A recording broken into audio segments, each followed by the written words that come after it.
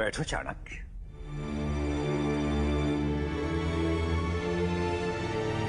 चाणक्य, वत्स, आज तुम्हें फिर से देखकर मेरी आंखों के सामने वर्षों पूर्व का वो दिन पुनः जीवंत हो उठा है, जब तुमने पहली बार अखंड भारत की अवधारणा की नींव रखी थी। जब उस छोटे से भोले भाले बच्चे को, जो दास था, गुलाम था, उसमें अखंड भारत के भावी सम्राट को देखकर उसे स्वतंत्र करवाकर तुम्हें शिक्षा दिलाने लाए थे, और किसी को विश्वास नहीं हो रहा था, न तुम्हारे अखंड भारत के सपने पर और न ही उस छोटे से भोले भाले बालक पर। सोचकर ऐसी अलौकिक अनुभूति हो रही है मन कि ईश्वर ने मुझे कुछ और दिया हो या ना दिया हो, परंतु तुम्हारे जैसे दूरदृष्टा और राष्ट्रभक्त का संरक्षक बनाकर जैसे मुझे सब कुछ दे दिया है चरण, सब कुछ दे दिया है। तुम्हारी आंखों के सपने तब जैसे सच्चे थे वैसे आज भी सच्चे हैं। तुम्हारे आंखों में तब जैसी धधकती आग सच्ची थी वैसे आज भी सच्ची है। मैं तुम्हारी बातों से पूर्णतः सहमत हूं चाणक्य।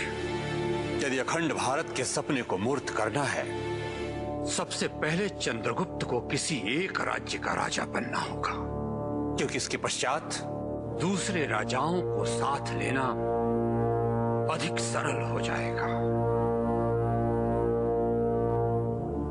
सोच तो तुम्हारी ठीक है, परंतु ये करोगे कैसे? किसी भी युद्ध में शत्रु से लड़ो, उसके राज्य को पराजित करने के लिए उसे क्षत विक्षत करो, दोनों ही पक्षों के वीरों का रक्त बहाओ, फिर उस पर विजय प्राप्त कर उस राज्य पर अपना नियंत्रण करो। इसकी तुलना में उस राज्य को बिना किसी युद्ध के यूं ही समूचा अपने नियंत्रण में ले लेना सदा श्रेष्ठ होता है, और मैं यहां यही करने आया हूं। गांधार को बिना किसी औपचारिक आक्रमण के जीतूंगा मैं।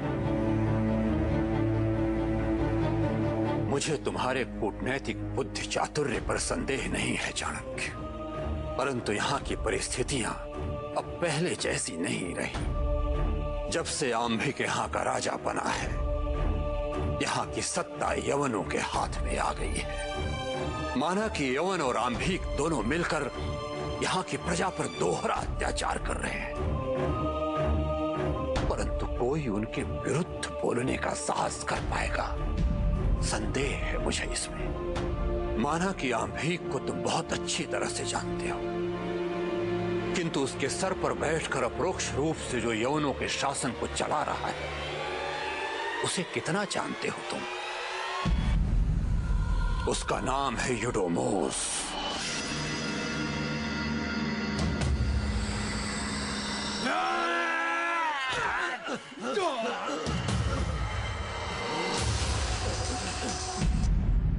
इन सभी मोहरों, फिर वो चाहे आंभिक हो, यूडोमोस, महाराज पुरु कल्याणी, या फिर चाहे मलय केतु क्यों ना हो, सबका प्रयोग करूंगा। चाहे मेरा मार्ग अनैतिक लगे, चाहे मेरा आचार भ्रष्टाचार लगे,